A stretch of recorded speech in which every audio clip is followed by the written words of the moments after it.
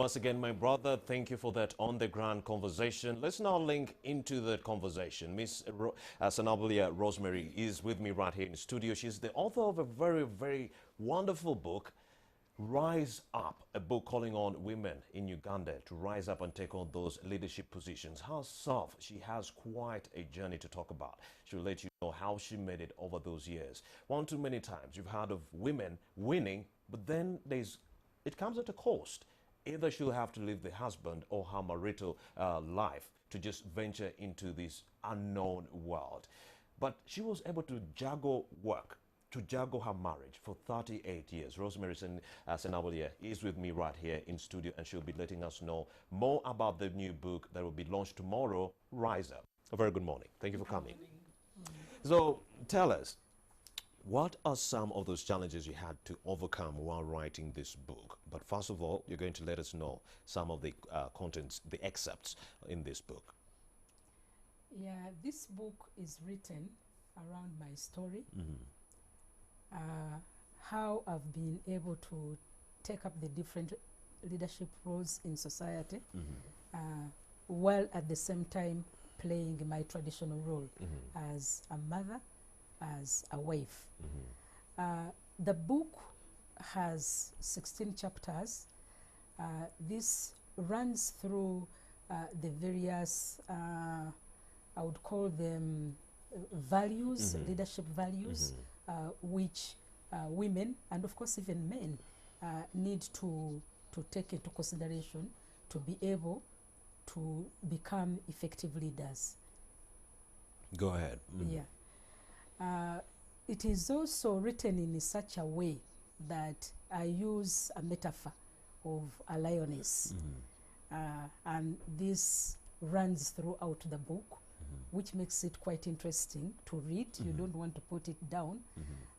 It's a lioness which is trying to protect its cub. In a way, I use that as a metaphor to demonstrate that women have the potential to defend their rights. They have the potential to rise up to any challenge, provided they believe in themselves. Understood. The reason why I was quick to rush to the challenges that are affecting women in areas of leadership was because the situation is really dire. But then we would like to know where you first drew your inspiration, where you drew the narrative that you used to write the book. I retired in November 2017, and I realized I had to find a way of making myself productive during retirement. I had always had an interest to write, because I was very good at literature and I used to love reading books. Secondly, my experience of 38 years in employment, 17 of which I was the executive director, I realized I had a lot I needed to share with young women who are struggling out there, not knowing how to grapple with the three roles of a wife, of a mother, and a career woman. So I needed to put that down so that all these women who are struggling can read through and learn through my experience and be able to also make it. How did you overcome that pressure that comes with juggling work and marriage? Wow, that is a very long story. But it takes a lot of courage, it takes a lot of sacrifice, and it takes a lot of planning.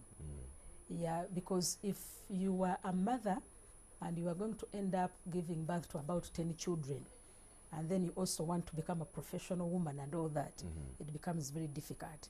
So you have to plan your family and have just enough children that will be able to enable you to do the other work also as a career woman. And then your spouse, you have to get the support of your spouse, the understanding of the spouse. If you've got a spouse who's not very understanding, who's not very appreciative of your role, it becomes very, very difficult for you to juggle through that. Yes. And what are those challenges that are affecting women or impeding their progress into the areas of leadership? One, lack of confidence in ourselves. Much as we've had opportunities to go to school, to go to university and get all the knowledge and the competence, but deep down in ourselves, we still lack that confidence. We don't believe in ourselves.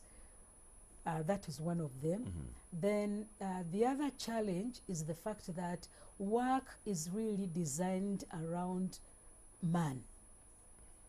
It does not take into consideration the way the woman was designed. So you have to report at a certain time, you have to be to work this number of hours, this number of days, not taking into consideration that there are women who have to break from work to go and breastfeed, to give birth, and all that. Yes. So what needs? What about culture? You didn't talk about culture. Culture, that one has is it played a given. big role? Definitely, a very, very, very big role, because there are certain things women are not expected to do. There are certain things women shy away from, because if you do it, people will say, where was this one groomed? So that is a very, very big inhibiting factor to women rising up to where they would like to be. And even within yourself, you keep on thinking, now if I do this, I'm not going to be, people will think differently, that no, that is not befitting for somebody to do like that. Some experts also contend that religion has also played a negative role. What do you have to say about that? How has it played a negative role? Now, religion, I'm mostly conversant with the Catholic Church, because I'm a staunch Catholic. Of course, within the Bible, there are provisions which say women have to be submissive. Now, that in a way has an effect of bringing women down. Because if I have to be submissive to you all the time, it means I cannot do what I think is right, or what I think should be promoting me to where I want to be. Yes. So it also it also inhibits women coming up in a way. And the patriarchal setting of this country, how has it affected women in areas of leadership? Again, there is that believing that women are supposed to be doing certain jobs and men are supposed to be doing certain jobs. So if they see you, I can give an example of myself. When I became the executive director, quite a number of calls would come in and you answer, and then somebody, can I speak to the executive director? Because the person answering is a lady, they would think that I was the secretary to the executive director. Then I would say, no, excuse me, you're speaking to the executive director. So the expectation was that the head of the organization is supposed to be a man and not a woman. So that kind of stereotype is still there. So what needs to be done in the interim to do away with such negative stereotypes that are actually impeding women from accessing these areas of leadership? I think the most important thing, we have to work on our attitudes. Attitude change. Attitude change, yeah. Because both men and women are capable of being leaders. We have the potential and we are capable of being leaders. So we need to change attitudes and accept the fact that a woman can lead effectively just as a man. And in some cases, the woman can even do better. Yes. So what else needs to be done to harmonize the environment and ensure that we create that harmonious atmosphere that encourages women to access areas of leadership? Now, there are quite a number of things which need to be done. But one thing which we have to amend, especially with our laws, is the maternity leave.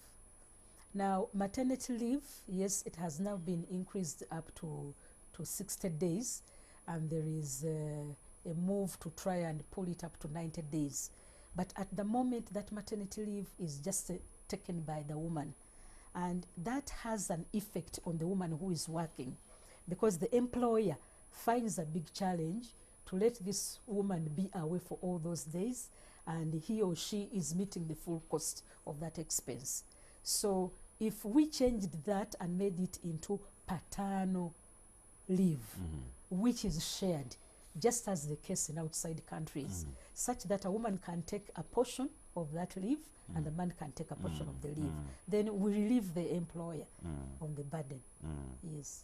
And some advocates are saying that the labor laws in Uganda are actually disadvantageous to our young girls and women. What do you make of that? The example I've given is one of them, because the entire maternity leave is shouldered by the woman. So there is no sharing that responsibility between the mother and the father. And then it disadvantages the woman because you are drawn away from your work for quite long. So when it comes to promotion, you look at those number of days you've been absent, then the employer is not going to promote you, because when it comes to taking care of children, again, you are looking at just the woman alone. So that disadvantages the woman. Yes. Is that all? Hours of work. Hours of work, again, you are supposed to be there 8 hours a day. Some work 6 days, others work 5 days. But then when it comes to a breastfeeding mother, you cannot, you have to find a way of making those hours friendly. Yes. Rosemary Senabulia will be launching her book tomorrow. How much is it going for? It will be at 50,000, 50 Ugandan shillings. Yes. Rosemary Senabulia, thank you very much for having made the time to speak to us right here on NTV. Any parting shots for our women out there who are grappling, the 80% who are grappling with unpaid work as we count down the lead up to the 8th of March, International Women's Day? Yeah, I would like to appeal to all the women that they should believe in themselves. Regardless of where you are, you have the potential to become a great woman, a woman of substance. So believe in yourself, live your dream. Believe in yourself and live your dream. And come to my launch tomorrow. It's going to be at Protea. And please do make time to go to Protea Hotel right there. That's where Rosemary Senabulia will be launching her book, Rise Up, Unleashing the Potential of the Woman, right there. So it's only 50,000 and you'll be in the know. Right about now, we are going to take a very short break and return with a lot more, including an award I was telling you about for our medical practitioners who are doing all they can to ensure that the health industry survives or thrives in Uganda. We'll be right back.